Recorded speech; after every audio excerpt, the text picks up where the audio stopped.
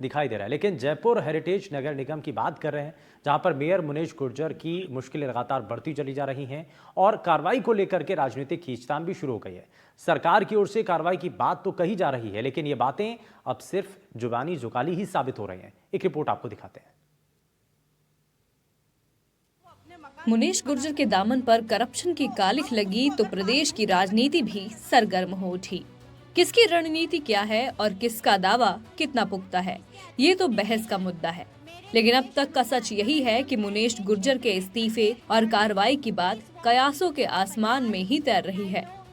ये स्थिति तब है जब शहरी विकास मंत्री ने 24 घंटे में कार्रवाई का दावा किया था और कांग्रेस तो करप्शन के खिलाफ जीरो टॉलरेंस की नीति पर काम करने का दम्भ भरने से ही नहीं थकती।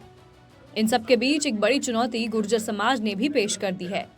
जयपुर में गुर्जर समाज के लोगों ने प्रदर्शन करके दोनों पार्टियों को चेतावनी दे दी है कि अगर मुनीश गुर्जर पर कार्रवाई हुई तो उपचुनाव में इसका खामियाजा भुगतना होगा। तो क्या ये माना जाए कि कांग्रेस बीजेपी नुकसान की वजह से एक्शन लेने से परहेज कर रही है?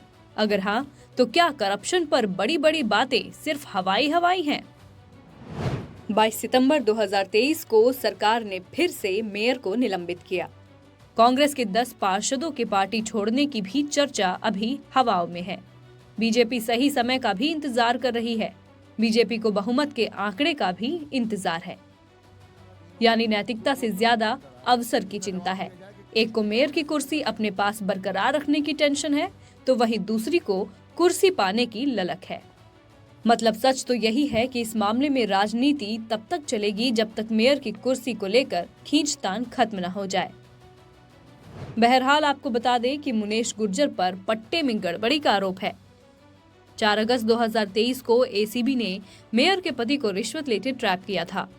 उनके घर से 41 लाख रुपए मिले थे और इसके साथ ही पट्टों से संबंधित कई फाइलें भी मिली थीं। 5 अगस्त 2023 को मुनीश गुर्जर को निलंबित कर दिया गया था, जिसके बाद 18 महीने बाद मुनीश गुर्जर को कोर्ट से राहत मिली थी। इसके बाद 23 अगस्त 2023 को वो फिर से मेयर बन गई थी। 22 दिसंबर 2023 को सरकार ने फिर से मेयर को निलंबित किया। इसके बाद दिसंबर 2023 को मुनीश गुर्जर को कोर्ट से फिर से राहत मिली, वो मेयर बनी। अब सरकार ने अभियोजन की स्वीकृति दे दी है और ऐसे में एसीबी अब कोर्ट में चालान पेश करेगी। चालान पेश होने के बाद मुनीश गुर्जर को पद छोड़ना भी पड़ सकता है, यानी हेरिटेज नगर निगम में मेयर की कुर्सी में उलटफेर होना तो तय है। एनडीटीवी राजस्थान के लिए ब्यूरो रिपोर्ट। वहीं जयपुर में हेरिटेज मेयर मुनीश गुर्जर विवाद मामले को लेकर छिड़ी सियासी जंग के बीच कांग्रेस पार्षदों ने अपनी ही मेयर के खिलाफ मोर्चा खोल दिया है। पार्षदों ने मेयर को भ्रष्ट बताया और कहा कि हम जनता का काम नहीं कर पा रहे हैं। शहर में पानी की व्यवस्थाओं को लेकर के सवाल उठाए। भ्रष्टाचार में निगम डूबा हुआ है, इसलिए हम मेयर के खिलाफ हैं। इस दौरान कांग्रेस पार्षदों से एनडीटीवी संवाददाता ने बातचीत की है। सोमू आनंद की एक रिपोर्ट आपको दिखाते हैं। जयपुर हेरिटेज नगर निगम में भ्रष्टाचार का मामला लगातार उछलता ही जा रहा है। अब मुश्किलें मेयर मुनीश गुर्जर की बढ़ रही हैं और उन सब के बीच जो कुछ किरदार उनकी मुश्किलें बढ़ाने वालों में से हैं वे हमारे साथ हैं। ये सभी कांग्रेस के ही पार्षद हैं और वही पार्टी जो इस वक्त अभी हेरिटेज निगम में सत्ता में है और वहाँ से मेयर मुनीश गुर्जर को बेदखल करने की कोशिशों में आप सब लोग जुटे हुए हैं। आप लोगों को अपने ही मेयर के खिलाफ मोर्चा खोलने की नौबत क्यों आई? संवाद रहा नहीं कभी जिंदगी पूरे इस अपने कार्यकाल में। मेयर ने कभी किसी पार्षद को ना विश्वास में लिया, ना कभी उनसे बैठकर विकास की चर्चा की। सिर्फ उन्होंने अपने मतलब के काम किए, किसी पार्षद को आज तक विश्वास में नहीं लिया। हमारा जो उसके विरुद्ध जाने का जो मकसद है वो सिर्फ एक ही है, जिस जनता ने हमको चुनकर भेजा है उनके विश्वास पे हम कैसे खरे उतरेंगे जब तक हम उनका काम नहीं करेंगे। और मेयर ने इतना भ्रष्टाचार किया, इस पूरे मानसून में आपने देखा जयपुर जैसा पानी में तैर रहा था ना, वैसा ही निगम इस समय पूरा भ्रष्टाचार में तैर रहा है। हमारे को इसीलिए उसके विरोध में जाना पड़ा। हर जगह भ्रष्टाचार मचा रखा था। भ्रष्टाचार में निगम तैर रहा है, तो क्या आप लोग इस बात का इंतजार कर रहे थे कि कोई इस तरह की कार्रवाई होगी, उसके बाद आप लोग मोर्चा खोलेंगे? पहले आप लोगों ने क्यों नहीं मोर्चा खोला? देखिए, 2 मई 2024 को भाजपा की जब सरकार बनी तो इनकी जांच पूर्ण हुई, जांच पूर्ण में इनको दोषी पाया गया, भ्रष्टाचार का आरोपी माना गया। इनका अभियोजन स्वीकृति के लिए एसीबी ने पत्र राज्य की भाजपा सरकार को दिया और 4 महीने बाद में उसका अभियोजन स्वीकृति राज्य सरकार द्वारा स्वीकृत करके और अभी एसीबी को दी गई है कार्रवाई के लिए। हम बार बार एक ही बात कह रहे थे कि जीरो टॉलरेंस की नीति जो सरकार की है उस पर अमल करते हुए इस बीजेपी की सरकार को इस भ्रष्टाचार के खिलाफ जंग लड़नी चाहिए, क्योंकि मुनेश गुर्जर से ना तो बीजेपी खुश है ना कांग्रेस से खुश है। ये सिर्फ भ्रष्टाचार के अलावा इसने कोई भी विकास कार्य, मॉनिटरिंग करना, हमारे एडमिनिस्ट्रेशन को देखना, ये कोई भी काम नहीं देख पा रही थी। जब साधारण सभा हुई 82 लोग बीजेपी और कांग्रेस के लोग भ्रष्टाचार के खिलाफ, हर पार्षद खड़ा है। अगर उसको जनता ने जिम्मेदारी दी है और वो अपने आप को ये समझता है कि उसने जब वोट मांगा था तो वो नहीं चाहे कि जनता के साथ भ्रष्टाचार हो, तो वो भ्रष्टाचार के जो साथ खिलाफ खड़ा है, जो भ्रष्टाचार के खिलाफ हमें लड़ाई लड़नी पड़ेगी, जो करना पड़ेगा हम करेंगे। भ्रष्टाचार के खिलाफ भारतीय जनता पार्टी का आप लोगों को समर्थन मिल रहा है?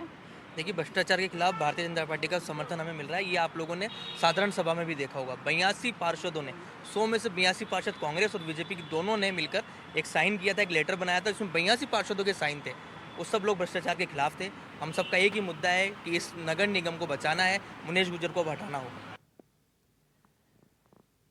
और इस बीच हमारे साथ हमारे संवाददाता सोमू आनंद भी हमारे साथ जुड़ चुके हैं। जरा उनका रुख कर लेते हैं। सोमू, सबसे पहले बताइए, क्योंकि कांग्रेस पार्षदों ने आज अपनी पीड़ा भी बताया कि अपने ही मेयर के खिलाफ वो मोर्चा खोल करके बैठे हुए हैं और ये एकाएक नहीं हुआ। इससे पहले कई ऐसे मामले हुए हैं जिसको लेकर के वो विरोध जताते रहे, सुनवाई नहीं हुई।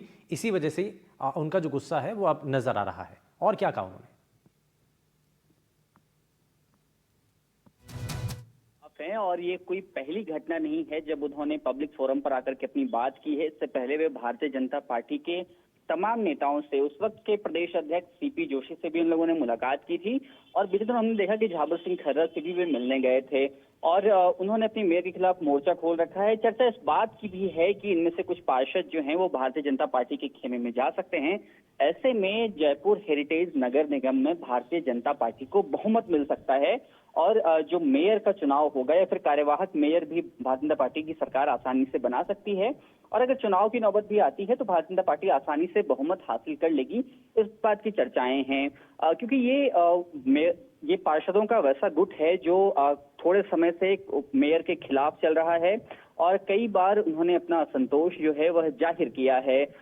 ये सभी प्रताप सिंह खाचरियावास जो कि पूर्व मंत्री हैं, उनके करीबी भी माने जाते हैं, उनके साथ तस्वीरों में भी दिखाई देते हैं। और हमने देखा कि कल जब प्रेस कॉन्फ्रेंस हुई थी, गुर्जर समाज के अलग अलग जातीय संगठनों के लोगों ने जब प्रेस कॉन्फ्रेंस की, उन लोगों ने इन कुछ पार्षदों पर आरोप भी लगाए थे कि इनकी वजह से मेयर के खिलाफ षड्यंत्र रचा गया है। लेकिन जो भी वो मामला बस बहुत साफ है कि एसीबी ने भी अब इस पूरे मामले को लेकर के मेयर मुनेश गुर्जर को नोटिस दिया है और कहा है कि 19 तारीख को जिस दिन चालान पेश करने वाली है एसीबी, उस दिन कोर्ट में पेश होने के लिए नोटिस जारी किया है एसीबी ने। सुबह 10 बजे का वक्त बताया जा रहा है जब मुनेश गुर्जर को कोर्ट में पेश होना पड़ेगा 19 तारीख को। और वही जो डीएलबी ने अपनी तरफ से नोटिस जारी किया था उसकी मियाद भी कल पूरी हो रही है, कल 3 दिन हो जाएंगे। अब ये देखना है कि कल क्या जवाब अपनी ओर से मुनेश गुर्जर पेश करती हैं और उसके बाद डीएलबी की तरफ से क्या कुछ एक्शन होता है। ठीक है, बहुत शुक्रिया सोमू इस पर जानकारी देने के लिए। और अब आगे इस पर कार्रवाई क्या होती है, इस पर सभी की नजरें आकर के टिकी हुई हैं।